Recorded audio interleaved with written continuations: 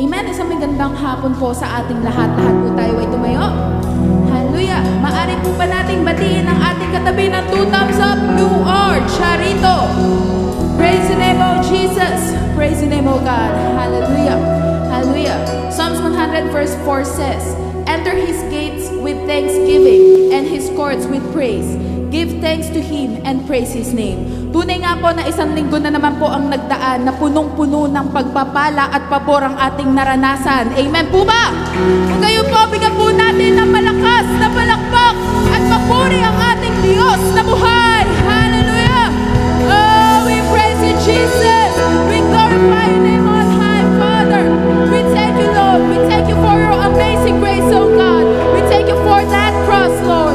We thank you for your mercy! We thank you for your faithfulness, oh God! Thank you, Jesus! Hallelujah! Hallelujah!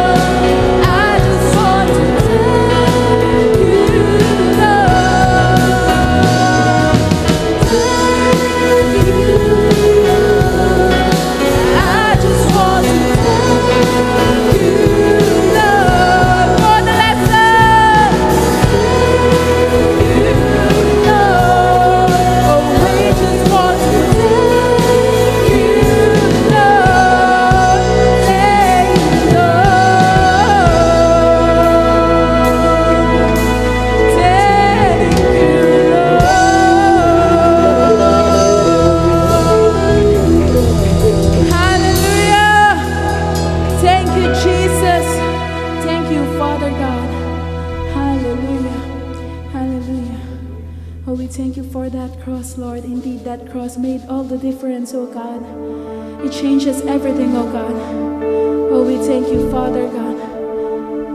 We thank you for what you have done on that cross, oh God. Nang dahil po dito, Panginoon, kami ay malayang nakakapagpuri sa inyo.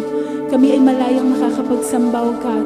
At malaya rin po namin na idideklara that we are blessed and highly favored because of your grace, oh God.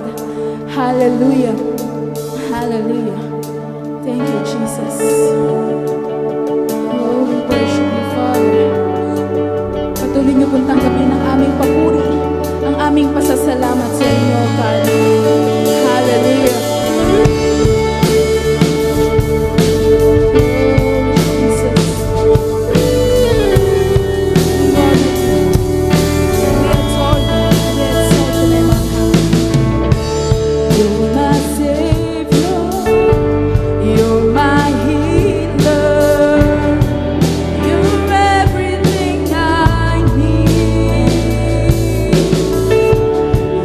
My God.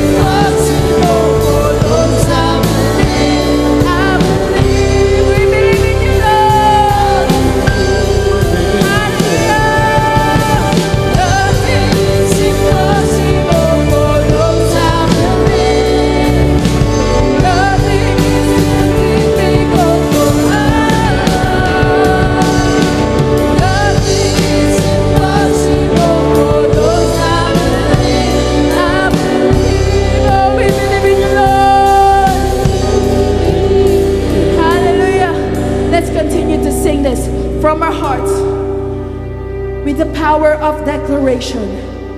I am favored, I am blessed in church by the cross and your blood that was shed.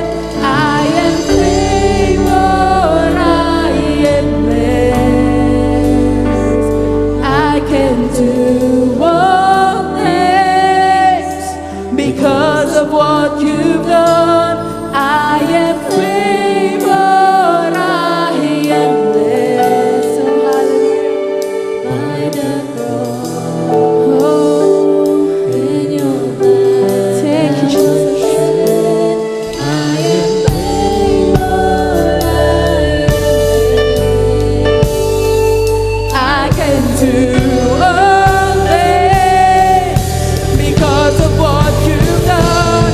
I am favored, I am blessed by the cross and your blood that was shed. I am favored, I am blessed. I can do all things for the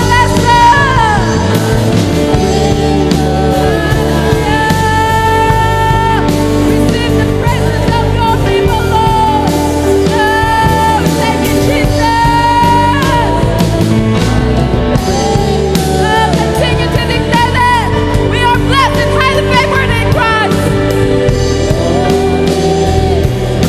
because of what you've done. We are favored, we are blessed by the cross and your blood that was shed. I am favored, I am blessed. I can do all things because of what you've done. Nothing is impossible for those that believe. Oh, nothing is too difficult for our God. Nothing is impossible for those that believe. We believe, oh, we believe in you, Lord. Nothing is impossible for those that believe. Nothing is too difficult for our God. Nothing is impossible for those that believe. I believe, we believe in you, Lord.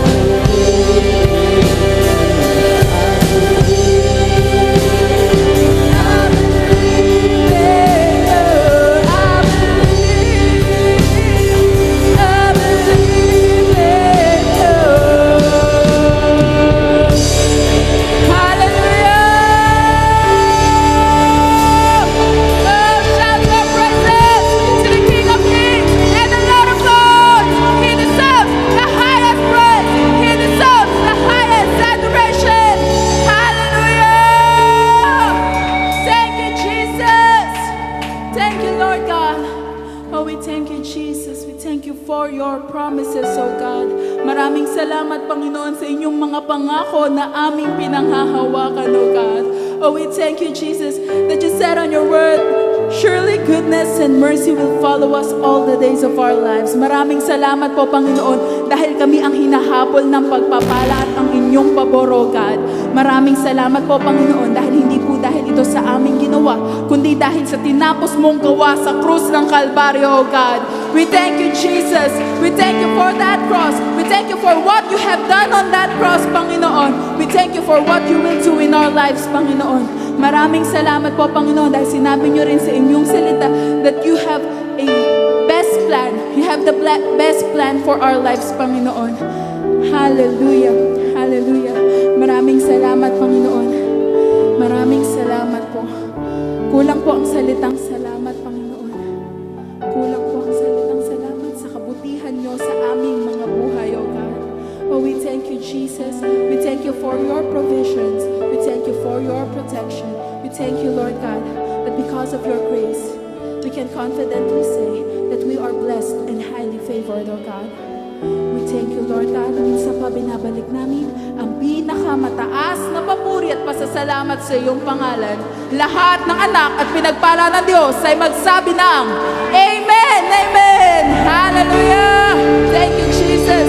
Thank you, Lord God. Hallelujah! Hallelujah! Bago po tayo batiin po natin muli ang ating katabi. Kapatid, ikaw ay pinagpala na. Thank you, Jesus. Thank you, Lord God. Makakaupo na po tayo.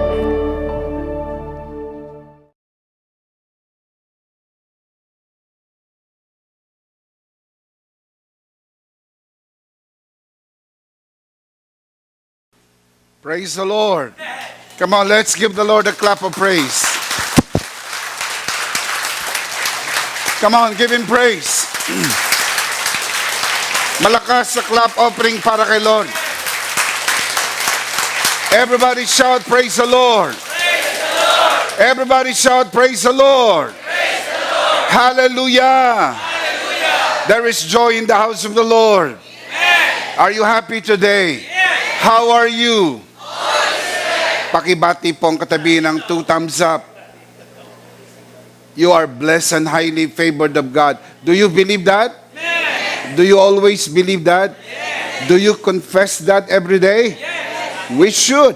Let's do that today. I am Charito. I am Charito. I am blessed and highly favored. I am blessed and highly favored. I am a child of God. I am a child. Give the Lord a clap of praise. Come on. Make a joyful noise to God. Make His praise glorious. For the Lord our God is truly awesome. Say amen. Amen. Magandang umaga mga kabiyaya sa lahat ng narito sa bulwagang ito. At doon po sa mga nanonood sa broadcast na ito, magandang umaga, magandang hapon, magandang gabi. Anumang oras nyo napapanood ang broadcast po na ito, ako po si Bishop Emmy. Ito po ang worship online ng The Lord's Community at EMI Community. If you are watching this broadcast for the first time, please like and follow us on Facebook.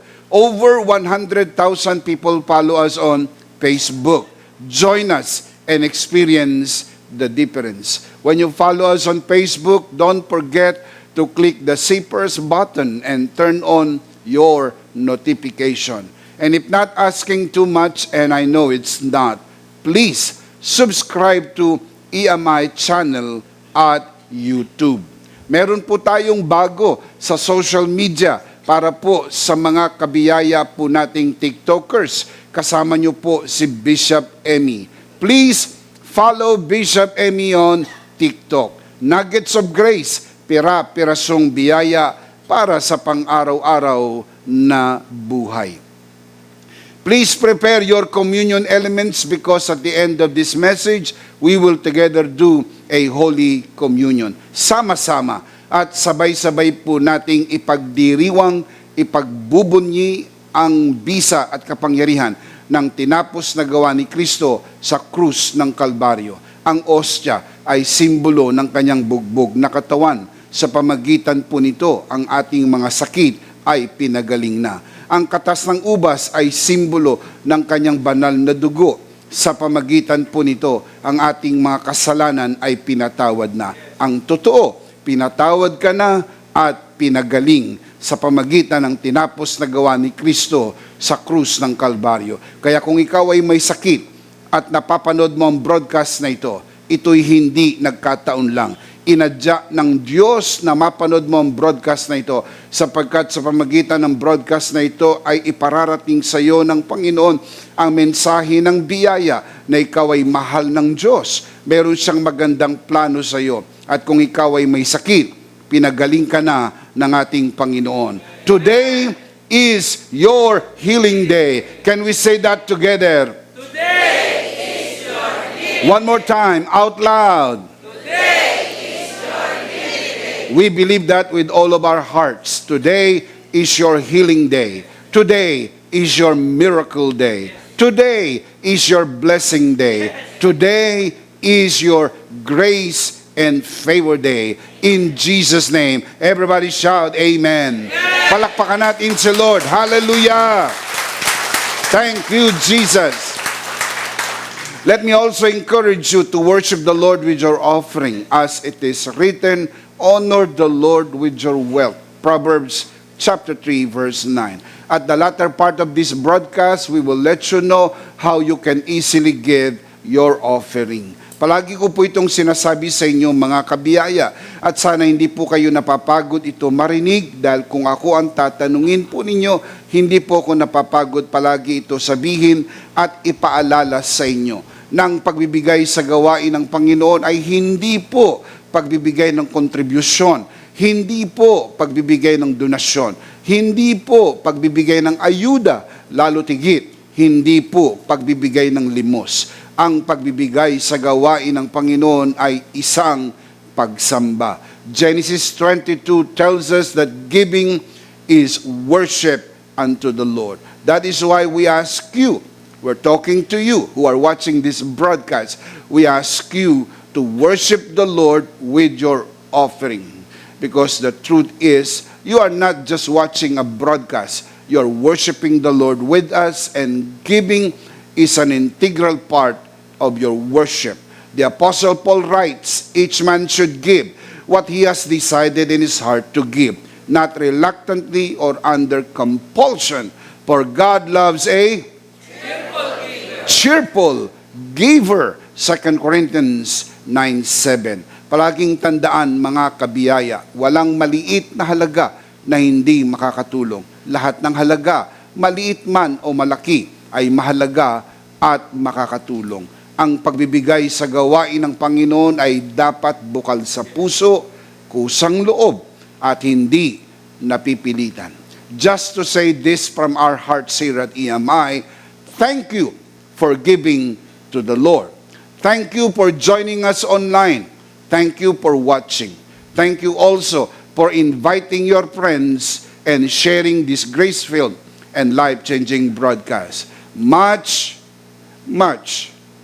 appreciated. Before we dive into the pool of spiritual learning today, just to let you know, sa tuwing may broadcast, palagi pong may mga bagong nanonood sa atin.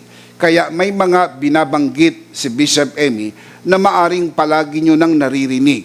Pero alang-alang sa mga bagong nanonood sa broadcast, ito po'y palagi nating sinasabi. Bago nagkaroon ng pandemya taong 2020, we have 6 services here at EMI. 6 a.m., 8 a.m., 10 a.m., 3 p.m., 5 p.m., and 7 p.m. Over 1,000 people come here in a given Sunday to worship the Lord. Alam niyong istorya, nagkaroon ng pandemya. Ang mabuting balita ay ito. Unti-unti na pong bumabangon ang mundo mula po sa pagkakadapa dahil po sa pandemya. Unti-unti na rin pong bumabalik sa normal ang face-to-face, on-site worship services ng mga simbahang lokal. Kaya nais ko pong ipaalala sa inyo, level 1 na po tayo. Full capacity, mas maluwag at mas maraming upuan. More seats available. Baka naman maisipan mo ng magsimba. Malugod namin kayong inaanyayahan na maging bahagi ng ating pagsamba dito po sa EMI Center. If you are near our worship center here at the very entrance of NLEX, Valenzuela exit, Paso de Blas, Valenzuela City, we would like to extend this invitation to you. Come, join us in one of our 4 services here at EMI. 6 a.m., 8 a.m., 10 a.m., and 3 p.m. Come and join us. Experience the difference. Thank you so much for joining us today via online. Maraming salamat din po mga kabiyaya sa lahat ng naparito sa araw po na ito, dito sa loob ng bulwagang ito, para sama-sama nating sambahin ang Panginoon at ating tanggapin ang kanyang mabiyayang salita. Maraming salamat sa Panginoon. Palakpakan po natin ang Panginoon.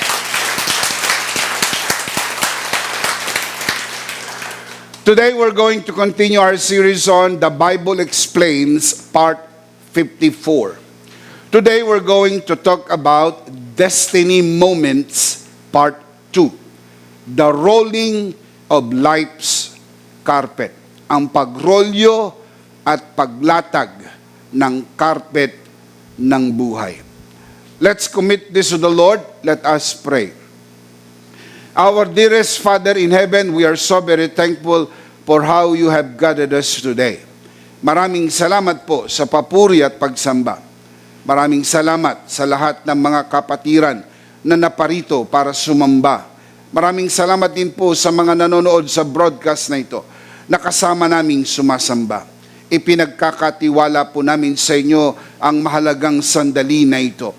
Ang aming pong marubdob na panalangin, anuman ang aming sasabihin, anuman ang aming gagawin, ay magbigay ng kapurihan sa marangal mong pangalan at pagpapala sa mga kapatiran. Ito po ang aming samot dalangin sa pangalan po lamang ng aming Panginoong Jesus. Tayong lahat ay magsabi ng Amen. Palakpakan si Lord. Hallelujah. Thank you, Jesus. Kung kayo po ay matatandain, 4 na linggo na po ang nakakaraan, nag-preach po ko sa subject na destiny moments. Yun po, mga kapatid, ang unang bahagi. At I feel led of the Lord to make a follow-up on this particular subject. As I was thinking on this, actually, habang ako ay nasa eroplano kahapon, pauwi, ay iniisip-isip ko ang mga bagay na gustong sabihin sa inyo ng Panginoon. Meron na po akong nakahandang mensahe bago pa kami umalis papuntang Singapore sa aming pong family vacation. Pero as I was on the plane, thinking through, iniisip ko, nagbubulay-bulay ako sa aking kaisipan kung ano ang nais ng Panginoon sabihin sa inyo. Naalala ko po yung mensaheng destiny moments.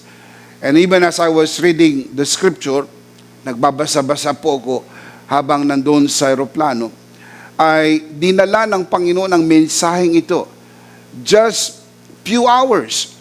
He changed everything. Just few hours. Meron akong nakahandang mensahe, pero the Lord has changed it and I just do not know why. Probably, if not all of you, many of you need this, and many of you who are watching this broadcast need this. Hindi ko inisip na mayroong part 2, ang destiny moments. Pero the Lord was dealing this with me, at nais ko po ito i-share sa inyo, destiny moments part 2. The rolling of life's carpet. Ang pagrolyo ng carpet ng buhay. Alam nyo naman ang ibig sabihin ng carpet or alpombra. Alam nyo naman kung sino mga lumalakad sa alpombra.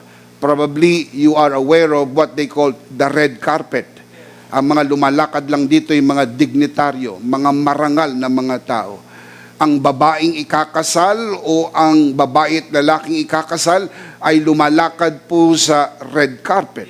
Sapagkat ito'y larawan po ng tagumpay, larawan po ng pagkilala. Larawan po ito ng pagpapala at pabor ng Diyos sa buhay natin. At kung tayo man ay lalakad sa alpombra, hindi dahil magaling tayo, mahusay tayo, ito'y biyayang ipinagkaloob ng Panginoon sa atin. Laging ilagay, mayroon pong alpombra na inilaan ng Diyos sa buhay po natin. And this is what we're going to talk about today. Ang bawat isa sa atin ay may carpet ng buhay. Minsan, may mga taong sariling sikap. Sila mismo ang naglalatag ng carpet para sa kanila. Sa totoo lang, mas maganda sana kung iba ang maglatag ng carpet para sa iyo. Di yata't wala pa akong nakita na ang naglatag ng carpet ay ang babaeng ikakasal. Hindi pa yata kayo nakakita na bago siya maglakad, ay inilatag niya ang sarili niyang carpet. Di yata't kung kayo'y palamasin, pag dumating ang babaeng ikakasal, nakalatag na ang carpet. Tama o mali? Tama. Ganon din po. Kailangan nating isipin sa buhay merong alpombra, merong carpet. At kailangan isipin na ito po'y inilatag na ng Panginoon sa atin. Hindi ho tayong naglalatag. Hindi ho kasalukuyang inilalatag. Inirolyo na at inilatag na ng Panginoon ang alpombra ng iyong buhay. Kailangan mo lang isipin at paniwalaan na ito ay ibinigay sa iyo hindi dahil karapat-dapat ka, hindi dahil matalino ka, hindi dahil mataas ang iyong pinag-aralan, hindi dahil mahusay ka, lalo tigit hindi po sikap at tiyaga tulad ng paniniwala ng iba. Nang sekreto nila ay sipag at tiyaga. Hindi po tayo laban sa sikap, sipag at tiyaga. Maganda pong mga virtue ang mga ito. Pero hindi po ito idinadagdag sa biyaya ng Diyos. Ito po'y kasama sa biyaya ng Diyos sa buhay po natin. Kaya ka masipag, kaya ka masikap, kaya ka matyaga, sapagkat yan po'y ekspresyon mismo ng biyaya ng Diyos sa iyong buhay. Can you say amen? Minsan, naiisip po natin, nakalatag na ang alpombra. Pero merong po mga kontra sa buhay. Pinag-usapan natin last week, yung mga kontrabida. Nakalatag na yung alpombra, tinitiklop at tinutupi ng iba sapagkat naiinggit sila sa iyo. Ikaw ay nakalakad sa alpombra, samantalang sila ay hindi. May mga naiinggit sa buhay ninyo. May mga taong hindi po nasisiyahan sa inyong tagumpay. Kung ikaw ay nakatapos ng pag-aaral, may mga nakikipagdiwang sa iyo. Pero merong umiismid, may mga nagbubulungan, at may mga nag-iisip ng hindi maganda. Na-promote ka sa trabaho, nakapag-asawa ka, nagkaroon ka ng anak, nagkaroon ka ng mga anak, nakabili ka ng bagong bahay, nakabili ka ng bagong sasakyan, nakapamasyal ka sa maraming mga lugar. May mga tao na nakikipagdiwang sa inyo. May mga taong nagse-celebrate sa inyo, pero meron ding mga tao ng laman ng kanilang isip ay itiklop at itupi ang alpombra na iyong nilalakaran. Kaya pag-usapan natin sa araw na ito, hindi ikaw ang naglatag ng alpombra. Inilatag na ng Panginoon ang alpombrang iyong lalakaran sapagkat may magandang plano ang Diyos sa iyong buhay. Shout amen! Do you believe that? Meron pong carpet, meron pong alpombra na inilatag ang Diyos sa iyo. By faith, walk on it. Claim it. It's yours. Sa iyo ang alpombrang yan. Inilatag ng Diyos yan sapagkat mayroong magandang plano ang Diyos sa iyo. Merong magandang pagkilala, merong recognition, meron pong blessing, merong favor na ibinigay ang Diyos sa iyo. Ang tawag natin dito, destiny moments. At ito po ay mahalagang maintindihan po natin, the rolling of life's carpet. Do you still remember the definition of life's destiny moments? Binigay ko po ang definition po na ito sa inyo some 4 weeks ago. Kasi hindi ko naman inisip na mayroong part 2 ito pong mensahe na ito. Until it was just yesterday. The Lord spoke to my heart and said, preach on this, and I want you to share this message to my people. The question is, what are destiny moments? This is just a very quick review. The answer is, these are events that catapult you into the next level of your grace walk. Sa wikang Pilipino, ito'y pangyayari o mga pangyayari na maghahatid sa iyo sa susunod na antas ng iyong paglakad sa biyaya. Kumbaga, kung ikaw ay nandito sa antas na ito, susunod na antas ng iyong buhay. Kung nasa level 1 ka, level 2, level 3, level 4. At ang good news, walang tigil at walang katapusan ang pagpapala at pabor ng Diyos sa ating buhay. Tuloy ang pagtaas ng antas ng kanyang biyaya at pagpapala sa ating buhay. Can you say amen? Life is a journey from here to eternity. And grace guarantees not only your destination, but also your journey. That's why we always tell you, read your ticket, meals are included. Nakakatuwa sapagkat yung amin pong planned vacation For 2 years, alam nyo naman, ang situation sa buong mundo, napakahirap lumabas ng bansa, napakahirap pumunta sa ibang lugar. For 2 years, nakakatuwa ngang isipin ninyo, nung mag-renew kami ng passport, inabot kami nung bagong renewal, 10 years. Di ko alam kung ganyan na rin ang passport ninyo, 10 years. Dati kasi 5 years lang ang passport, ngayon 10 years na. Ang aming nakuha, 8 years. Kasi minus 2 years. Nabigyan ka ng 10 years na passport, pero 2 taon mo namang hindi nagamit. Kahit napakaraming imbitasyon sa ibang bansa para pumunta at dalhin ang mensahe ng biyaya, pero hindi ka makapunta. Napakaraming requirements bago ka umalis, pagdating mo sa bansa, bago ka makalabas. Ang dami na mga ipi-fill out na form, ang dami po mga tanong na dapat sagutin.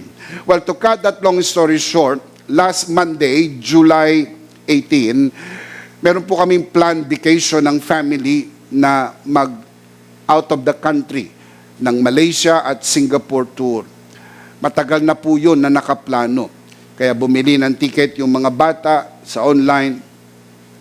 Napaka-ingat po namin sa pagbili sapagkat lahat ng dapat i-uncheck, siguruhin mong na-uncheck dahil pag hindi mo na-uncheck, kasama lahat yun sa babayaran mo.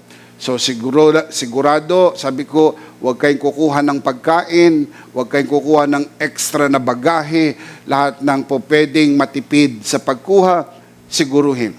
To make that long story short, pinrint out na po yung ticket bago po kami umalis. Ilang araw bago kami umalis. So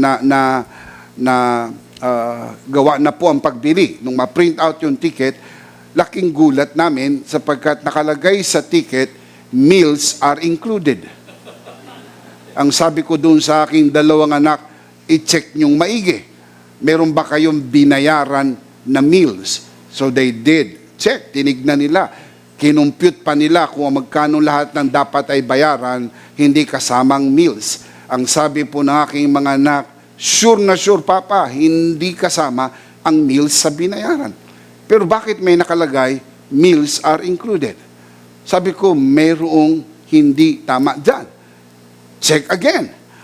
So bago kami umalis, chinek nila uli.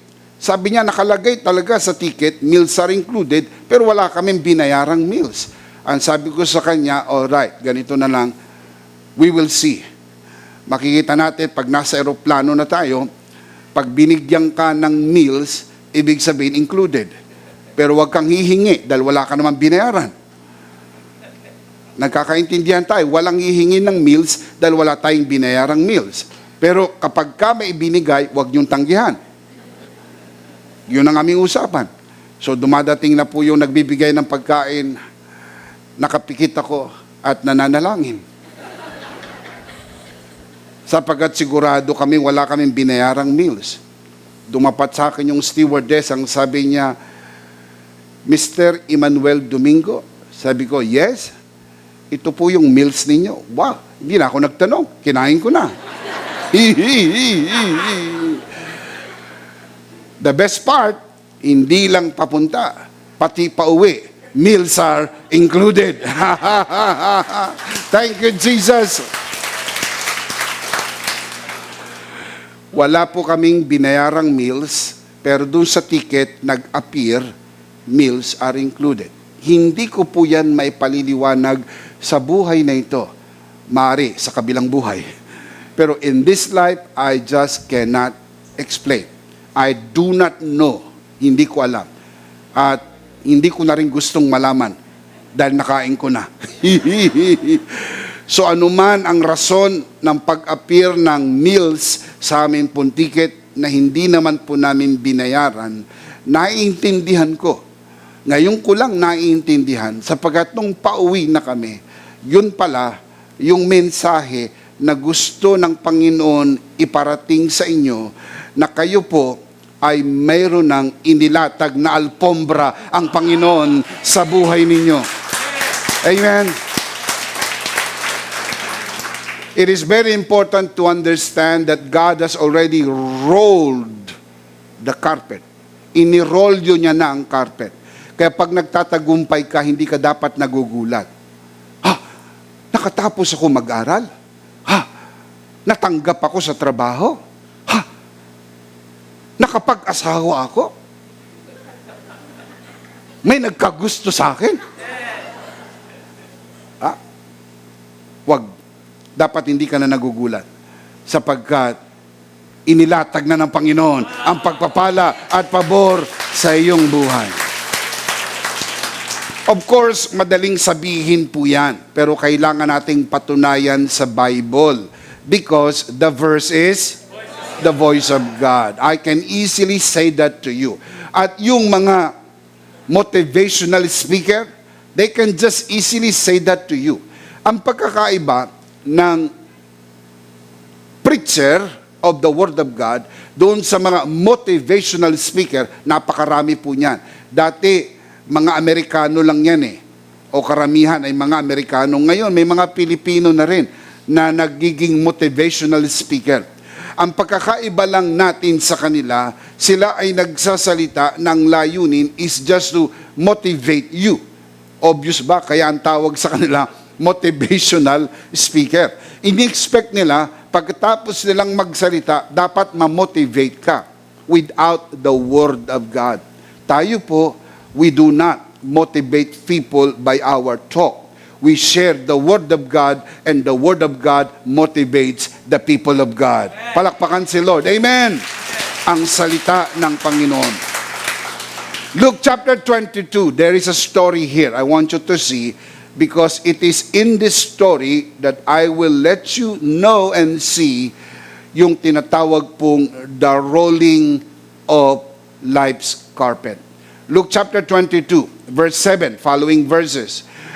Then came the day of unleavened bread, on which the Passover lamb had to be sacrificed. Yung unleavened bread feast ay ginaganap po yan 7 araw.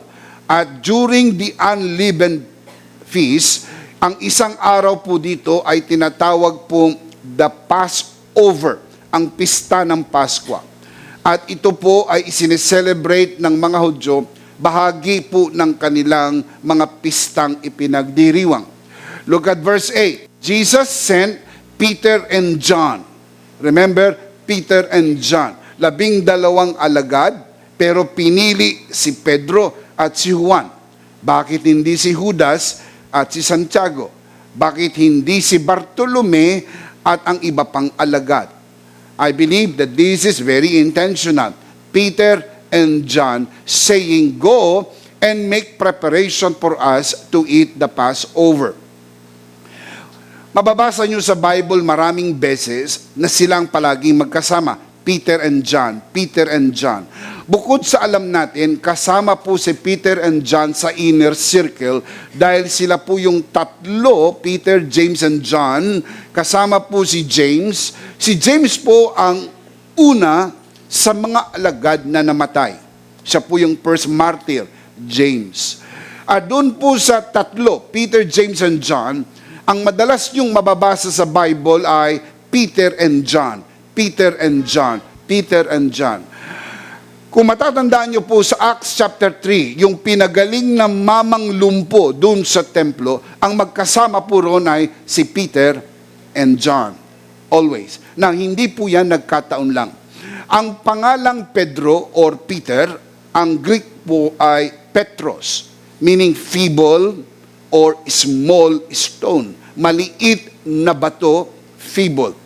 Bago po siya pinangalan ng Peter, sa Aramaic ay Cephas, at sa Greek ay Petros. Bago po siya pinangalanan, ang pangalan niya po ay Simon. Kamisang kinukombine ang tawag Simon Peter. Pero bago siya naging Peter, ang nagpangalan sa kanyang Peter ay si Jesus.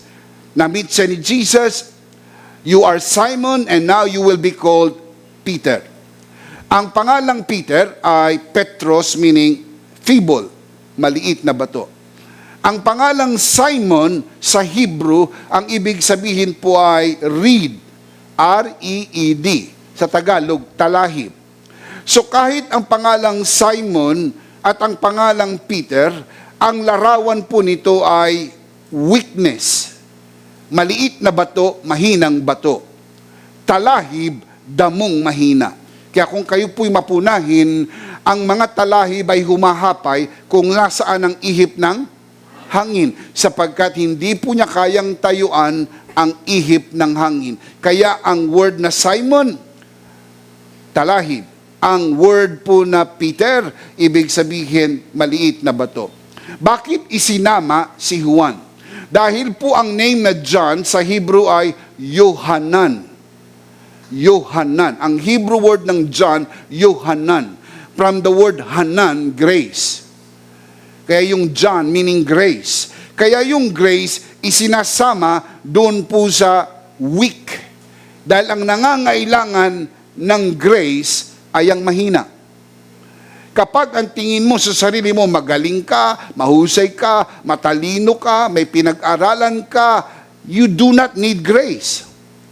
Kasi ang grace ay para lang sa mga ang tingin sa sarili, mahina, hindi ko kaya, wala akong magagawa, hindi ko kaya, magagawa lang ito dahil sa biyaya ng Panginoon. Pero totoo ba na may mga taong believe sa sarili? May mga taong believe sa kakayahan. Ang taas ng aking pinag-aralan, ang dami ng aking accomplishment, ang dami ng pera ko sa bangko, ang dami kong investment, ang dami kong lupain, ang laki ng aking bahay, ang taas ng aking posisyon sa kumpanyang aking pinagtatrabahuhan. But keep this in your mind, grace works when you see yourself weak and small. Ulitin ko po, grace works when you see yourself small and weak. Kaya pag ang tingin mo sa sarili mo, malakas ka, malaki ka, magaling ka, mahusay ka, you do not need grace. The Apostle Paul said, "For when I am weak, then I am strong." When he is strong, when he is weak. Kailangan makita mo sa sarili mo, Lord, hindi ko po ito kaya. Pero dahil ang biyaya mo'y nasa akin, makakaya ko ang lahat sa pamagitan ng biyaya na nasa akin. Give Him praise. Hallelujah. Amen. For when I am weak, for when I am weak, then I am strong. 1 Corinthians chapter 12, verse 9. Now let's look at James chapter 4, verse 6. This is why the scripture says, God opposes who?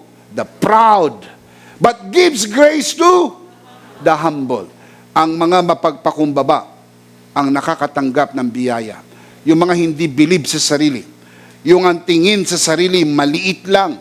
Yung tingin sa sarili ay mahina, tulad ng talahib, tulad ng maliit na bato. Hindi ko po ito kaya.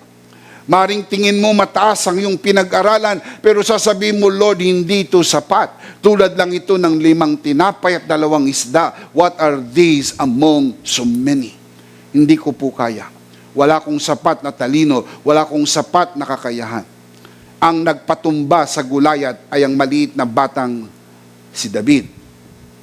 Dapat ang maging tingin mo sa iyong sarili, maliit lang ako, mahina lang ako, hindi ko ito kaya. Pero pag nasa iyong biyaya ng Panginoon, lumalakas ka, lumalaki ka, sapagkat dakila ang biyaya ng ating Panginoon. Amen. The Apostle Paul reminds us not to think of ourselves more highly than we ought. Sa wikang Pilipino, huwag mong isipin na ikaw ay mag-isip ng mataas, higit kaysa sa nararapat. Ano ba ang dapat nating isipin? Ayon lang sa sukat ng pananampalatayang na ipagkaloob sa atin. Romans chapter 12 verse 3. For by grace, look at this, for by the grace given me, I say to every one of you, do not think of yourself more highly than you ought. Huwag mong isipin ang iyong sarili mas mataas kaysa sa nararapat. Ano ibig sabihin ng verse na to? Meron pong nararapat na pag-iisip. Merong dapat isipin mo ang ayon sa nararapat. Meron kang nagawa, hindi dahil magaling ka. Meron kang natapos, hindi dahil magaling ka. Nakalakad ka sa alpombra, hindi dahil magaling ka. Ikaw ay nagtagumpay. Ikaw ay naging maunlad, nakabili ka ng bagong bahay, nakabili ka ng bagong sasakyan, nakapag-ikot ka sa maraming bansa sa buong mundo, hindi dahil ikaw ay mahusay, hindi dahil ikaw ay magaling, kundi dahil pinaburan ka ng Panginoon. Maraming mas mahusay sa iyo. Maraming mas mahusay kaysa sa iyo. Pero pinapangarap lang nila hanggang ngayon yung bagay na nilalasap mo na. Did you understand that? Yung iba pinapangarap pa lang, pero ikaw na-i-enjoy mo na yung red carpet na inilatag ng Panginoon sa iyo. Why? Because of the grace of God. Now look at the verse. For by the grace given me, yung biyayang naibigay sa atin, nabigyan na ba tayo ng biyaya o hindi pa? For by the grace given me, I say to every one of you, do not think of yourself more highly than you ought. Look at the next line. But rather, think of yourself with sober judgment in accordance with the measure of faith God has given you. Paano mo isipin ang iyong sarili? Ayon sa sukat ng pananampalatayang naibigay sa iyo. Ang pananampalataya po ba ay naibigay sa atin?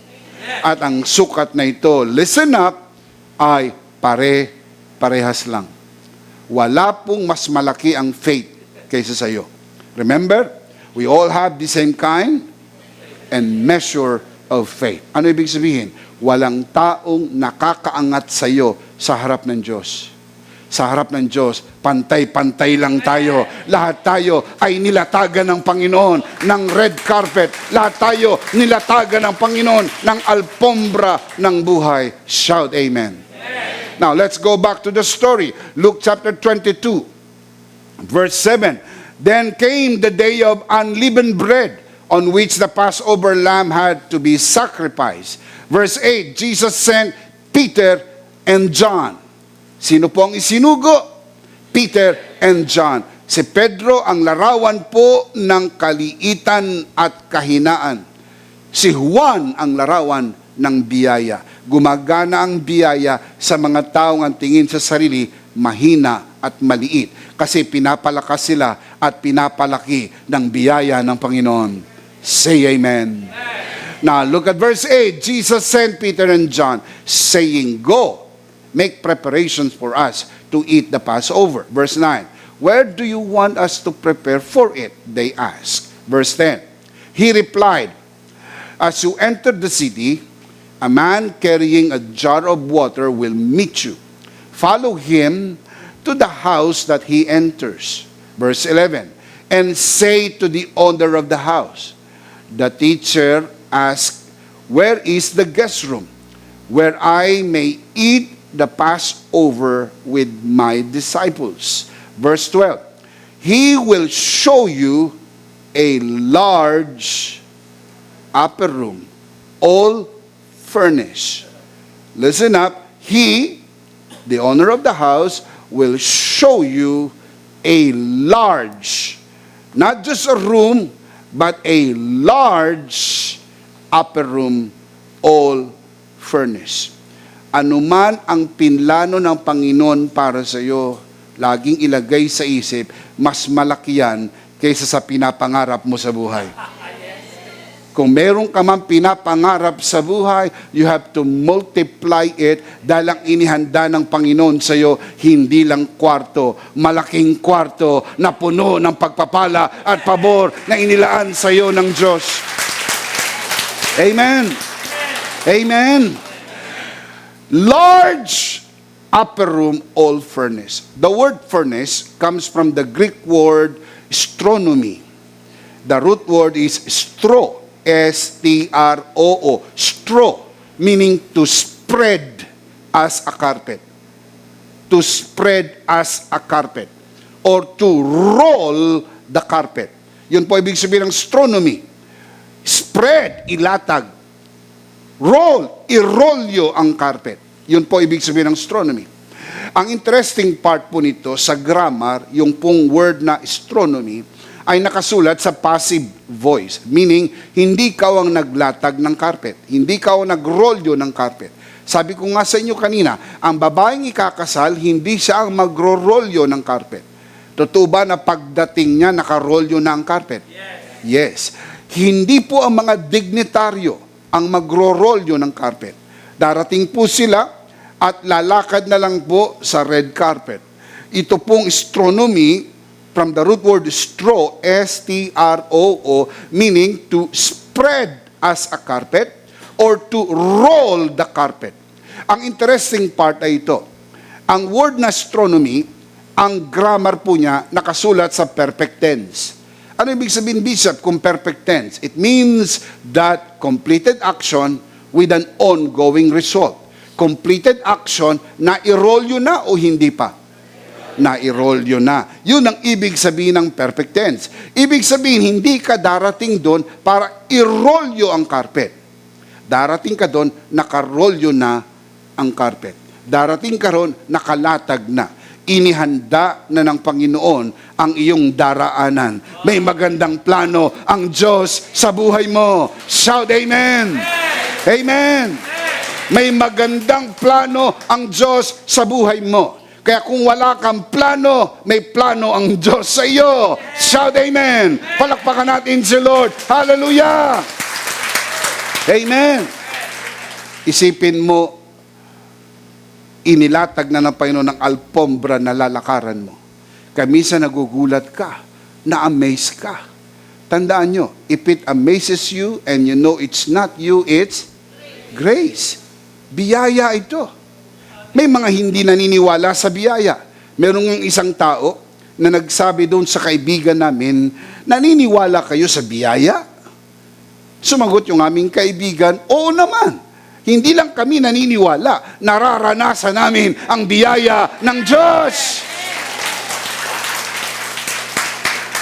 May mga taong ayaw ng biyaya. In fact, I want to be honest with you, may mga tao po na umalis sa ating simbahan dahil po ayaw nila ng mensahe ng biyaya. Dahil sa mensahe ng biyaya, hindi ikaw ang bida. Hindi mo maibida ang talino, galing at husay. Hindi mo maibida ang iyong serbisyo. Hindi mo maibida ang iyong pagbibigay. Hindi mo maibida ang iyong nagagawa. Sapagkat dito sa biyaya, ikaw ay pinagpapala hindi dahil sa nagawa mo, dahil sa tinapos na gawa ni Kristo sa buhay mo. The finished work of Christ. Amen.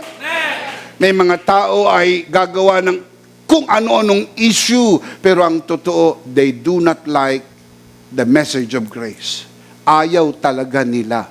At hindi naman po nakapagtataka sapagkat mayroong mga tao na talagang nilalabanan ang mensahe ng biyaya sapagkat sa mensahe ng biyaya, ang bida ay ang tinapos na gawa ni Kristo. Pag sinabi, ang ganda naman ang takbo ng negosyo mo, biyaya ng Panginoon. Ang ganda naman takbo ng karir mo, biyaya ng Panginoon. Ang ganda naman ang takbo ng iyong pamilya, biyaya ng Panginoon. Ang ganda naman takbo ng iyong ministry, biyaya ng Panginoon. Sa tuwing itinataas mo ang biyaya ng Panginoon, bida, ang tinapos na gawa ni Kristo sa krus ng Kalbaryo. It is all by His grace for His glory. Shout amen! Now look at the next verse, verse 13. They, referring to Peter and John, sila po yung inutusan, pumunta doon sa city. They left and found things just as Jesus had told them. Kung sinabi ni Jesus, yun ang kanilang nakita. Nakita nila yung large upper room, all furnished. They saw exactly what Jesus had told them. Mga kapatid, God's plan for you is beautiful and wonderful.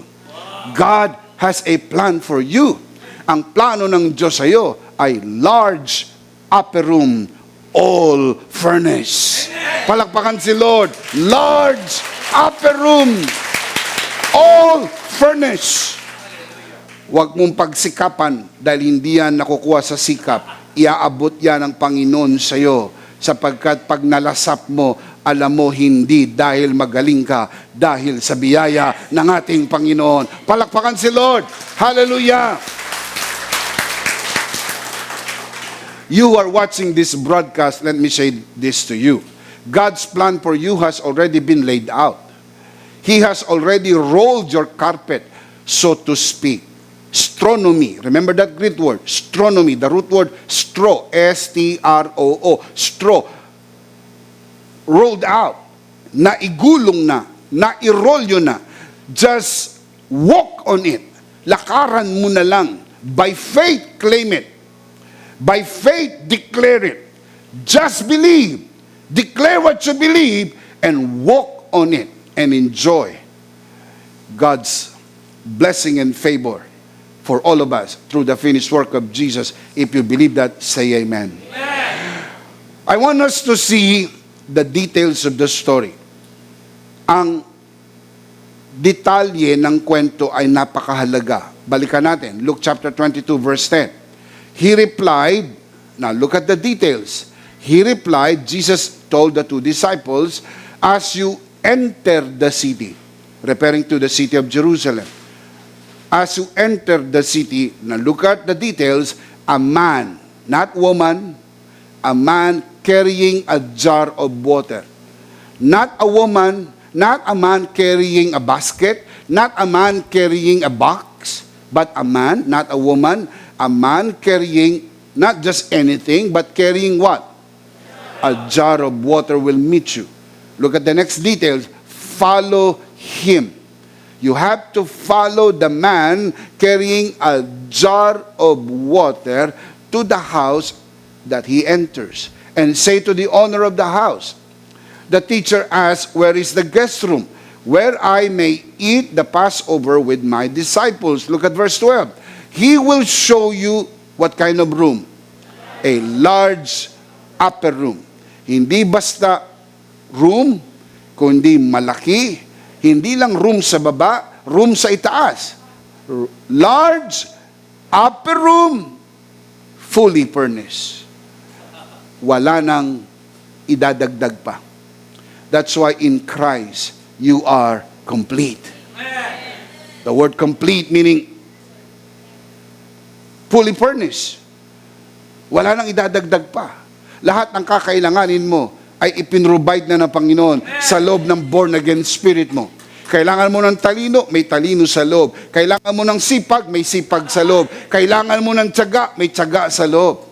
Minsan, parang nauubos ang pasensya mo.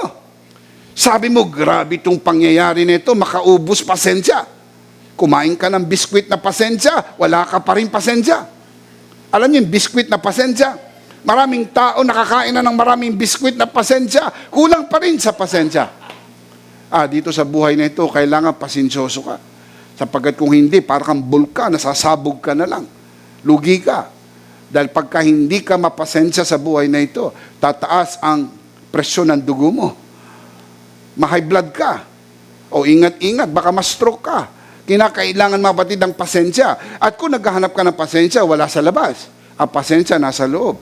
Kaya kung parang pakiramdam mo, nauubusan ka na ng pasensya, sabihin mo, I release the patience inside my born-again spirit. I release it in Jesus' name.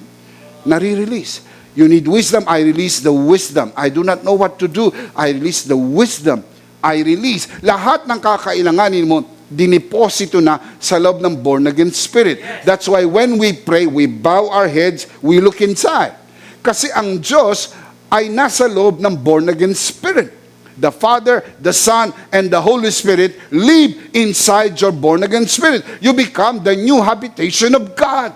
Lahat ng kakailanganin mo nandun sa loob. So you must know how to release them. How do you release them?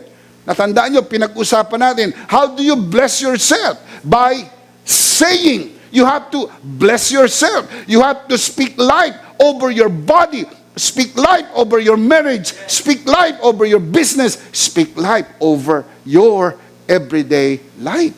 Pag binuksan mo ng araw, buksan mo ito ng pagpapala, sabihin mo na kagad, Charito Day. I am Charito. I am blessed and highly favored. Maraming mga tao, mga kapatid, na tumaas na ang noo, tumaas na ang ilong, at parang ang feeling nila, magaling na sila. They do not believe anymore sa blessing and favor ni God. They do not even say, I am Charito. Parang ilang na silang mag 2 thumbs up. Ilang na silang magsabing, I am Charito. Hindi ko alam kung ano ang damdamin ng iba. Pero para sa akin, hindi ako magsasawa. Mag 2 thumbs up. I am Charito. I am blessed and highly favored of God. Are you? Are you Charito? Are you blessed and highly favored? Bigyan mo ang katabi mo ng 2 thumbs up. You are Charito. You are blessed and highly favored of God. Do you believe that? At doon sa mga nanonood sa broadcast na ito, maaring tumataas ang iyong kilay, nagsasalubong ang iyong kilay, ang aking panalangin, huwag kang mag-ahit ng kilay. Dahil ang sabi mo, ano ba yan? Charito, charito, charito, charito, charito, charito. May charito pa kayo? Ano ba yan? Ang charito ay Greek word ng ibig sabihin, blessed and highly favored. Pag na kay Kristo ka, blessed ka na, highly favored ka pa. Palakpakan si Lord. Hallelujah! Amen! Tinatanong ng iba, bakit daw ang senyas ng Charito 2 thumbs up? Charito. Dahil pag isa lang, Chari 1. Pag dalawa, Chari 2. Pag isa lang, bless. Pag nilagay mo pa ng isa, highly favored na. Kaya Chari 2. 2 thumbs up. Blessed na, highly favored pa. Inilatag na ng Panginoon ang alpombra ng iyong buhay. Lakaran mo, enjoy mo ang blessing and favor of God. Shout amen. All furnace. All furnace. Wala nang kulang. That's why the Bible says, you are complete in Christ.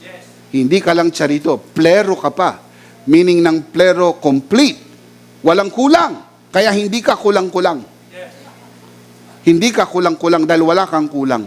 Lahat ng kailangan mo, ipinrovide na ng Panginoon. Palakpakan si Lord. Amen. Amen. 5 taon mo lang ngayon, 10 taon mo lang ngayon, lahat ng kakailanganin mo, inilatag na ng Panginoon. Walang aksidente. God will connect you to the right person. God will bring you to the right place and do it at the right timing. Kakita nyo doon sa story, right timing, right person, right place. Everything fell precisely into place. Sipin ninyo kung sila'y nauna-una ng kaunti, hindi nila aabutan yung mama na may dala po ng jar of water. Kung sila po ay nahuli ng kaunti, hindi nila aabutan yung mama na may dala ng jar of water. Not just any man, a man carrying a jar of water. Just be there at the right time, at the right place, doing the right thing, because God is a God of perfect timing. Hindi nahuhuli ang Diyos. Ikaw lang ang naiinip. Kasi panay ang tingin mo sa birth certificate mo. Huwag kang mag-alala, may kopya rin ng Diyos yan. Huwag kang mag-alala. Yung iba worried na worried. Sapagkat sabi nila, paano na ito? Ubus na ang kalendaryo. Hindi naman nauubos ang kalendaryo. Nagpapalit lang ng kalendaryo. Huwag mag-alala. Mayroong magandang plano ang Diyos sa iyo. Amen? Psalms 37 verse 23. The Lord directs the steps of the godly. He delights in every detail of their lives. God is a very detailed God. Hindi basta tao, mama, lalaki, hindi babae, a man carrying a jar of water. Follow the man. Pasukin ninyo ang silid na pinasok ng mama na ito. God is super detailed God. God has already spoken to the right people to be good to you. Kinausap na ng Diyos yung mga taong magiging mabait sa iyo. Kinausap na ng Diyos sa mga taong tatanggap sa iyo. He has lined up what we call divine connection. People you will be needing in life will be looking for you.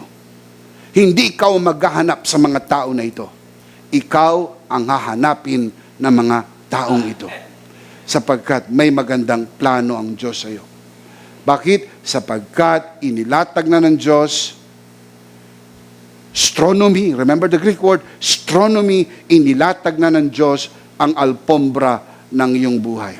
No need to manipulate the situation and the people around you. God has already prepared the hearts of the people He ordained to help you to fulfill your destiny in life. Kinausap na ng Diyos. Kung hindi ka natanggap sa trabaho na yan, huwag kang magtampo. Sapagkat hindi ka para sa trabaho na yan. Merong trabahong inilaan ng Panginoon para sa iyo. Kung nasaktan ka, dahil lahat ng niligawan mo, nagbasted sa iyo. Hindi ka pa nga nanliligaw, nagbabalak ka pa lang, biglang nagsabi, huwag ka nang magbalak. Busted ka. Sa 10 niligawan mo, 11 ang tumanggi sa iyo. Parang nasisiraan ka ng loob. Parang nasisiraan ka na ng bait. Sabi mo, wala na yatang pag-asa. Wala nang pag-asa. Hindi totoo yun.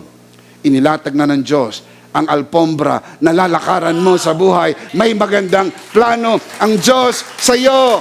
Shout amen. He has already rolled the carpet. He has already prepared a large upper room, all furnished. Can you say amen? Inilatag na o ilalatag pa lang? Inilatag na ng Panginoon. Alam na ng Diyos ang detalye ng iyong buhay. Alam ng Diyos kung sinong bagay sa iyo. Alam ng Diyos kung ano magpapasaya sa iyo. Alam ng Diyos kung ano ang mga happiness mo. Alam ng Diyos yung mga magpapalungkot sa iyo. Alam ng Diyos kung paano ka pasayahin. Ang mga magulang, alam niya ang temperament ng kanyang mga anak. Alam niya kung ano nagpapatampo sa anak. Alam niya kung ano ang nakakapagpatuwa sa anak. Sa tagal ng panahon, nakasama niya ang kanyang mga anak mula sa pagiging sanggol hanggang sila ay lumaki, na pagmasdan na po yan ng magulang. Pag binigay ko to, masayang-masaya tong bata na ito. Pag binigay ko to, masayang-masaya tong anak ko na ito. Sapagkat basa ng magulang ang damdamin ng kanyang mga anak. Lalo tigit ang ating amang sumasalangit. Basang-basa niya ang lahat ng bagay sa atin. Shout amen. Psalms 139 verse 16, your eyes saw my unformed body. All the days ordained for me were written in your books before one of them came to be. Inilatag na ng Diyos ang alpombra ng iyong buhay. Bago pa mangyari, isinulat na ng Diyos sa libro ng iyong buhay. Kaya walang aksidente. Lahat. You marry the right person. You are just there because God has ordained it. Sabi ng iba, sana ipinanganak ako sa ibang pamilya. Mali. Diyan ka talaga itinakda ng Diyos na ikaw ay may panganak. Sana iba ang napangasawa ko. Mali. Sapagkat yan talaga at wala ng ibang magkakagusto sa'yo.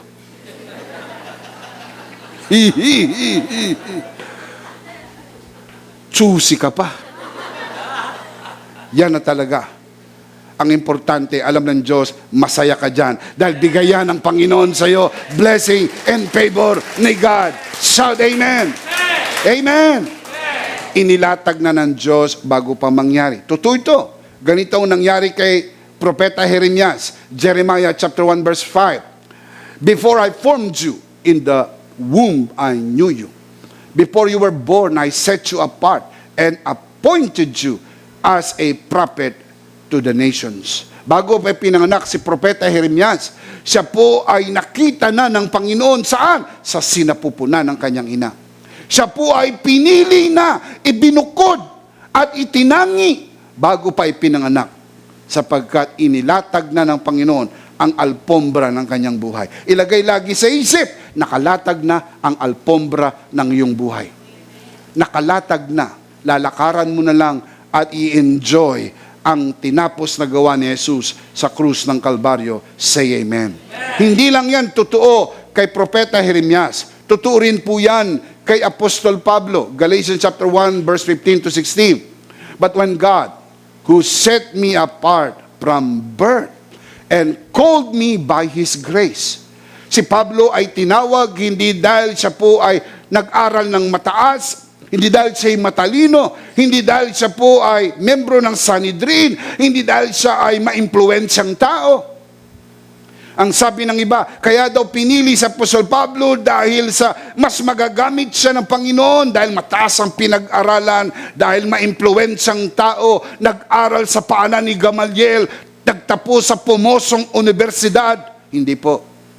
Kayang gamitin ng Diyos ang kahit na sino. Kayang gamitin ng Diyos ang uwak, kayang gamitin ng Diyos ang ibon, kayang gamitin ng Diyos ang babaeng balo, kayang gamitin ng Diyos ang gamit, bagay, hayop o tao dahil walang hindi kayang gawin ang Diyos. Palakpakan natin ang Panginoon. Amen? Amen. Now look at the verse, but when God who set me apart, since when? From birth. Mula pa sa sinapupunan ng ina, nung ipanganak po siya, siya po'y tinawag na. Sa anong paraan? Sa biyaya. Was pleased to reveal His Son in me so that I might preach Him among the Gentiles. Isaiah chapter 14 verse 27. For the Lord of hosts has purpose, and who can annul it? His hand is stretched out, and who can turn it back? Iniunat na ng Diyos ang kanyang kamay. Sino ang magpapaurong ng kanyang kamay? Nilayo na ng Diyos. Sino ang bibigo sa magandang layunin ng Diyos? Pinorpus na ng Diyos ang life mo. And who can annul it? Who can annul it? No one can. No one can turn the hands of God back. Sino po ang mag-a-unroll ng iniroll na carpet ng Panginoon para sa iyo? Wala na. Ininanda na ng Diyos ang carpet ng buhay mo. Inilatag niya na. Nakatakda ka para sa tagumpay. Nakatakda ka para sa pagunlad. Nakatakda ka para ma-enjoy ang blessing and favor ni God, hindi lang sa iyo, kundi sa mga anak mo, sa mga apo mo, hanggang sa buong pamilya, sapagkat your family is blessed by God. Amen. Revelation chapter 3 verse 7, what He opens, no one can shut, and what He shuts, no one can open. Ang pinto na binuksan ng Diyos, walang makapagsasara. Bilisan nyo, bilisan nyo, bilisan nyo, bilisan nyo. Bukas ang pinto, baka magsara na. Pag ang taong nagbukas, mamaya isasara na yan. Pero pag ang Diyos ang nagbukas ng pinto, huwag kang mag-alala. Sapagkat alam ng Diyos, yan ay para sa iyo. Para sa iyo talaga yan. Hindi magsasara ang pinto na binuksan ng Panginoon para sa iyo. God is your doorkeeper. Siyang may hawak ng iyong pinto. Hindi pwedeng isara ng ibang tao. Hindi pwedeng isara ng mga galit sa iyo. Hindi pwedeng isara ng mga taong may masamang hangarin sa iyo. Other people can't keep you out of God's purpose in your life.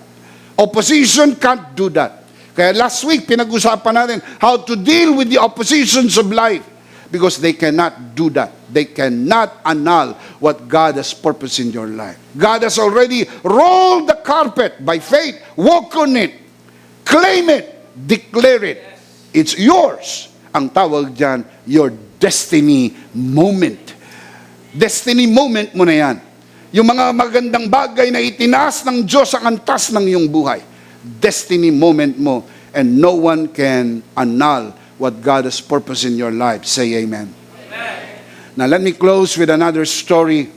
Mark chapter 11. Another story happened there that also bears this destiny moment. Mark chapter 11 verse 1. As they approached Jerusalem and came to Bethpage and Bethany at Mount of Olives, Jesus sent two of His disciples. Again, two of His disciples. This time, hindi binanggit ang pangalan. But there is a hint na ang pinagsama dito ay si Peter and John. Although I believe, hindi binanggit ang pangalan, pero it always work with system. Kung sino yung palaging pinapadala, sila po yung pinapadala. Hindi po yan nagtatambyolo, hindi po yan nagbebeto-beto, hindi po yan nagbabaka sakali, okay, ikaw naman, o ikaw naman, ikaw naman. Hindi. Kung sino po talaga yung pinadala, sila rin ang pinapadala. Hindi po nagpapadala ng kung ano-ano at kung sino-sino. So two of His disciples, although hindi binanggit ang pangalan, pinaniniwalaan ng mga scholar na ito po ay si Peter and John. Verse 2, saying to them, go to the village ahead of you, and just as you enter it, you will find a colt. Yun pong donkey. You will find a donkey tied there, which no one has ever ridden. Untie it and bring it here. Matindi ang detalye ng storya.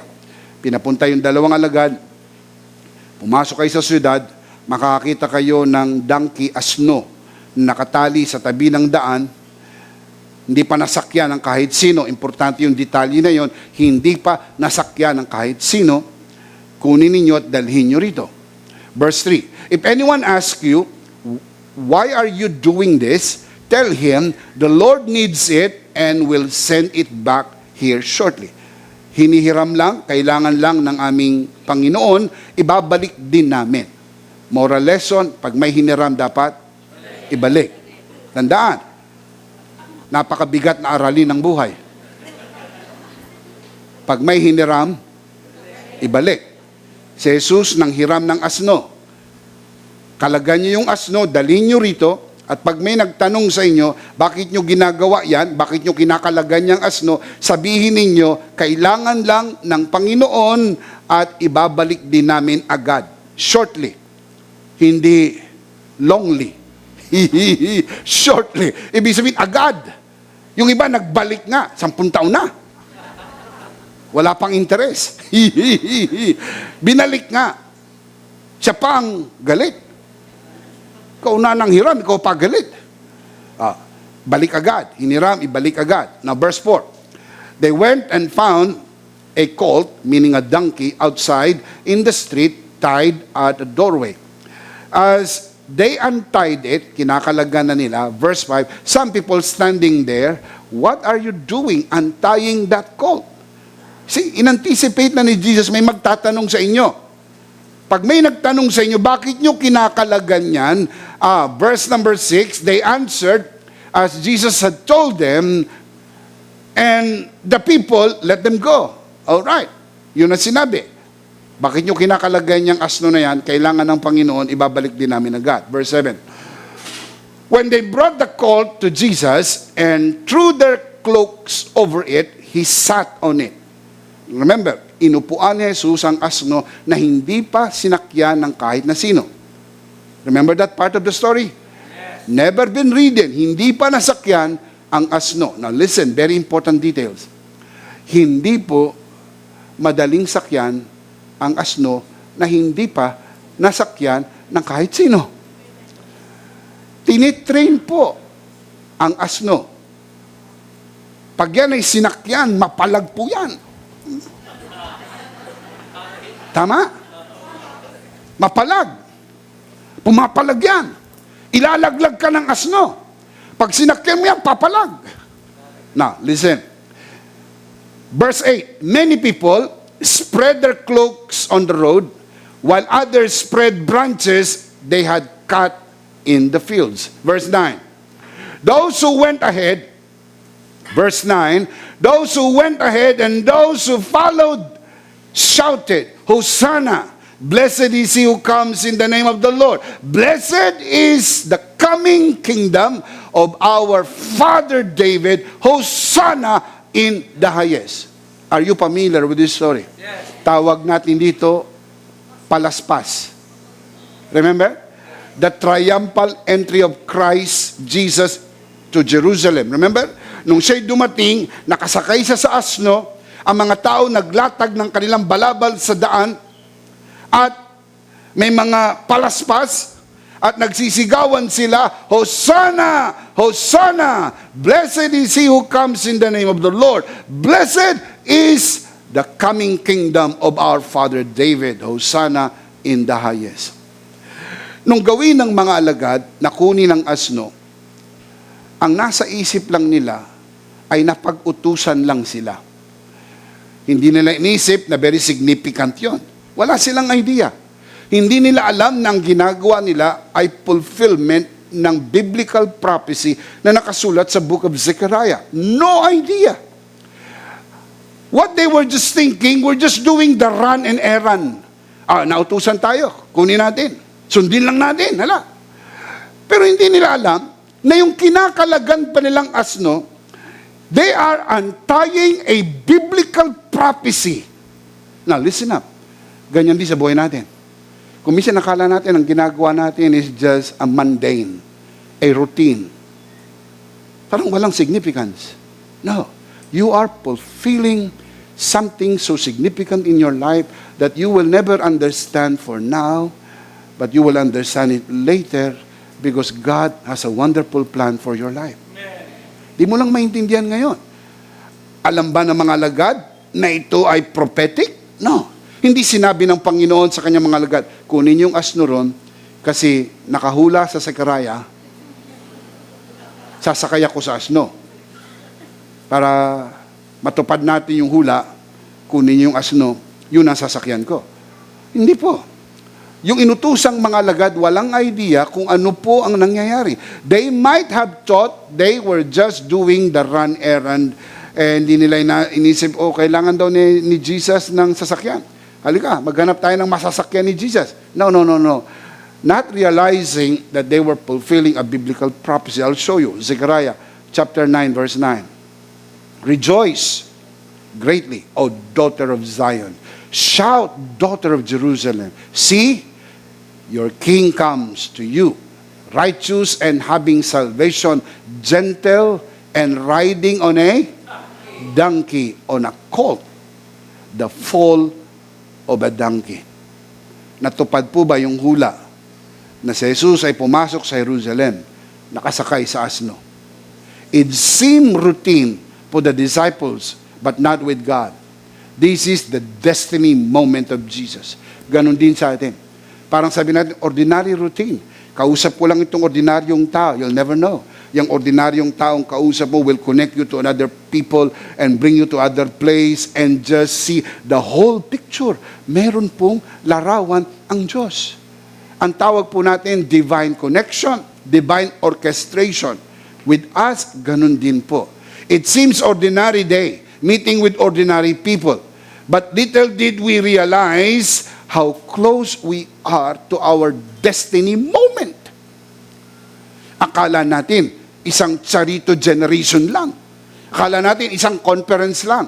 Pero may mga tao doon, may pastor doon, may bishop doon, may mga ma-influensyang tao roon na i-connect sa iyo ng Panginoon, will bring you to other place, will bring you to the other ministry, so forth and so on. Ang tawag dyan, divine connection. Nanganganak, sapagkat kumakalat, sapagkat ikinokonek ng Panginoon ang buhay mo sa tamang direksyon. Walang aksidente sa Panginoon. Tawag dyan, divine orchestration. Yung donkey po na yon ay marked donkey. Markado na po yon. Hindi madaling sumakay sa asno, lalo na yung hindi pa nasakyan. Ito'y mapalag at tiyak na ilalaglag ka nito. Tandaan mo ito, ang asno na ito'y markado na ni Jesus. Pumunta kayo sa syudad, may asnong nakatali sa tabi ng daan. Saan makikita ang asno? Sa tabi ng daan. Yun ang nag-iisang asno na nakatali sa tabi ng daan. Mark donkey. Ganon din sa buhay natin. Tandaan, meron ng markadong asno ang Panginoon para sa iyo. Pag yan ay sinakyan ng iba, ilalaglag sila. Kapag ang asno ay para sa iyo, hindi pwedeng sakyan ng iba. Dahil pag pinilit sakyan ng iba, ilalaglag din sila. Kaya kung nilaglag ka ng asno, asno niya yon. Asno ng iba, hindi mo yun asno. So ano ibig sabihin? Mag-antay ka ng asno mo. Parating na ang asno mo. Sapagkat may magandang plano ang Diyos sa buhay mo. Amen. Amen. Hindi pwedeng bakuhan ng iba ang asnong para sa iyo. Sinakyan ni Jesus ang asno, hindi pumalag. Bakit? Ang asnong yun ay para kay Jesus. Ang asnong para sa iyo, hindi mapalag. Pwedeng kaibigan, pwedeng mapapangasawa, pwedeng trabaho. Ang tawag mo, destiny moment. Kung para sa iyo talaga, hindi mapalag. Smooth. Magang lang. Hindi yung napaka-stressful. Parang, sabi mo, ang hirap mo namang kabanding. Nakaka-stress ka. Diyan ka na nga. Diyos ko, mula nang makilala kita, ang pressure ng dugo ko tumaas na. Oh, ano ibig sabihin? Hindi mo yan asno. Asno yan ng kaaway mo. Hindi para sa iyo. Meron talagang para sa iyo. Meron talagang para sa iyo. Amen. If it's supposed to be yours, you can rest assured that nobody, as in nobody but you, because that is for you. Shout amen. That's for you. Para sa iyan. Para sa iyan. Meron nga nagsabi sa akin isang manggagawa, di ko na lang banggit ng pangalan dahil nandito siya ngayon. Sabi niya, Bishop, hindi ako makapaniwalang may nagkagusto sa akin. Sabi niya, hindi daw siya makapaniwala na may nagkagusto sa kanya. Sabi ko sa kanya, sa totoo lang, Brad, kahit ako hindi rin naniniwala. Pero, talagang meron ng inilatag na alpombra ang Panginoon sa bawat sa atin. Meron na siyang magandang plano sa buhay natin. Shout amen. Meron ng asno ng pangalan mo ay para dito. Kung hindi pa dumadating ang asno ng buhay mo, huwag kang mainip. Nakalaga na ito. Huwag mong hanapin. Hahanapin ka ng asno na ito. Sapagkat hindi si Jesus ang pumunta sa asno, yung asno ang dinala kay Jesus. Dadalhin ng Panginoon sa iyo ang asnong inilaan ng Panginoon para sa iyo. Bisa, paano ko malalaman kung asno na ito ay ang asnong para sa akin? Madali lang. Pag sinakyan mo, hindi mapalag. Anumang relasyon na nakaka-stress, mapalag. Anumang trabaho nakaka-stress, mapalag, hindi yan para sa iyo. Dahil ang gusto ng Panginoon, ma-enjoy mo ang buhay na ito. Hindi lang basta kumita. Maraming tao ang kumita ng malaki. Pero tignan mo naman ang itsura. Stress na stress. Ang dami mong pera, pero mukha ka rin walang pera. Pero may mga taong wala namang masyadong pera, pero mukhang maraming pera. Nasa nagdadala yan? Yung itsura mo, na-stress ka na ng gusto. Nakaipon ka nga ng marami. Pero tignan mo, bat-bat ka ng sakit. Puro ka sakit. Sapagkat yung stress, mga kapatid, nagdudulot ng sandamakmak na sakit sa katawan. Sabi sa Bible, a merry heart doeth good like a medicine. Kaya ang taong masaya, kahit hindi masyadong mayaman, basta masaya lang, malusog, malakas, masigla, pinagpala, at pinaburan. Amen! Amen! He has already untied your donkey. If it is your donkey, wait for it. It will surely come. Sapagkat yan ay markado ng asno. Lagay sa isip bago ako magtapos. Meron ng markadong asno ang Diyos para sa iyo. Antayin mo lang. Bawal? Mainit. Sabihin sa katabi, bawal mainit. Amen? Amen? Inilatag na po ba ang carpet o ilalatag pa lang? God has already rolled the carpet for you. Astronomy. Believe it. Walk on it. Claim it. Declare it. Ito yung carpet ng health, healing, blessing, favor, success as you fulfill God's plan for your life. We call it destiny moment that will catapult you to the next level of your grace walk. Remember, inilatag na ang alpombra ng iyong buhay. The big idea is, enjoy your grace walk every day. I-enjoy mo na lang ang paglakad sa alpombra na inilatag na ng Panginoon para sa iyo. That is what grace is all about. Grace is amazing because there is no other word for grace but amazing. What is the big idea? Enjoy your grace walk every day. One more time, out loud. Enjoy your grace walk every day. Just enjoy your grace walk every day. Of course, we do not want to end the broadcast without giving you the opportunity to receive Jesus today and be saved. Ang paglakad sa biyaya ay nagsisimula sa biyaya at si Jesus ang biyaya ng Diyos. Tanggapin mo ang biyaya ng Diyos at mula sa araw na ito, lalakaran mo ang alpombra na inilatag ng Panginoon para sa iyo.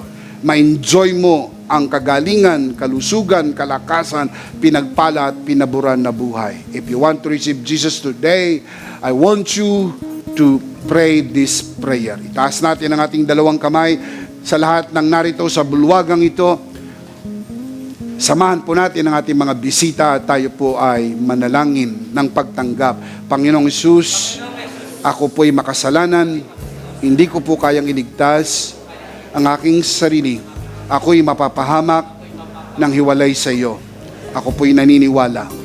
Tinatanggap kita sa aking puso bilang aking Panginoon at aking tagapagligtas. Salamat po, pinatawad mo na ang aking mga kasalanan. Isinulat mo na ang aking pangalan sa aklat ng buhay. Sa pangalan ni Jesus, Amen. Ako na lang po mananalangin, Ama, sa oras na ito. Itinataas ko po sa harapan ng sino man sumunod sa panalangin ng pagtanggap. Sa loob ng bulwagang ito at maging sa mga nanonood sa broadcast na ito. Pinagkakatiwala po namin sila sa iyong kagandahang loob na sila'y lumago sa biyaya at sa bagong natagpuang pananampalataya sa pangalan ng Panginoong Hesus. Tayo pong natin magsabi ng Amen. Palakpakan natin si Lord. Amen. Amen. Ihanda po natin ang ating mga sarili. Tayo po'y darako sa banal na komunyon. Kunin po natin ang ating communion elements and let's do this together. Let's do this together, mga kabiyaya. Hawak-hawak po natin ang pinakamakapangyarihang simbolo ng tinapos na gawa ni Kristo sa krus ng Kalbaryo. Ito ang aral na tinanggap ko sa Panginoon at ngayon naman ay binibigay ko sa inyo. Nang gabing siya'y pagkanuloy dumampot siya ng tinapay, kanyang pinagpira-piraso at kanyang sinabi, ito ang aking katawan na pinagpira-piraso dahil sa inyo. Gawin niyo to bilang pag-alaala sa akin. Sabay-sabay po natin gawin.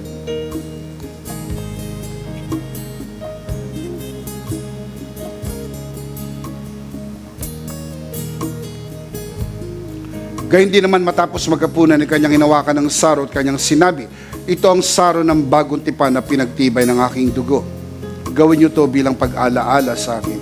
Sabay-sabay po natin gawin. Ate po itaas ang ating dalawang kamay at sumunod po tayo sa panalangin ito. Aming Ama, maraming salamat po sa aming Panginoong Hesukristo. Panginoong Hesukristo, maraming salamat po sa iyong banal na dugo na iyong itinigis sa krus ng Kalbaryo. Dahil po dito, lahat ng aming kasalanan ay iyon ang pinatawad. Maraming salamat po sa iyong katawan na nabugbog at nasugatan. Dahil po dito, lahat ng aming sakit ay iyon ang pinagaling. Gaya ng nasusulat sa iyong mga sugat, ako'y magaling na. Ako'y naniniwala, ako'y magaling na. Aking idinideklara, ako'y magaling na. Ako'y malusog, malakas, masigla, pinagpala, pinaburan, at mabubuhay ng mahaba. Sa pangalan ni Jesus, maraming salamat po, Banal na Espiritu, sa iyong kapahayagan sa mensahe ng biyaya. Sa pangalan ng Panginoong Jesus, Amen. Amen. Palakpakan natin si Lord. Amen. Minsan pa, malakas, sabay-sabay. Ano po ang ating big idea? Enjoy your grace walk every day. One more time. Enjoy your grace walk every day. Last of all, let me speak to your heart, you who are watching this broadcast. If this broadcast has blessed you, and if not asking too much, I would like you to bless this ministry with your love offering, so that together we can reach the world with the message of full grace. And from the bottom of our hearts here at EMI, we would like to say, thank you for giving to the Lord. We'll see you next Sunday, purposely on site, but definitely we'll see you again online. Ako po si Bishop Emmy, kasama po si Pastora Joe at ang kabuuan ng The Lord's Community at EMI Broadcast. Maraming thank you. stay a bit for more announcement. Stay safe, stay blessed, stay connected. Always remember, in Christ, you are Charito.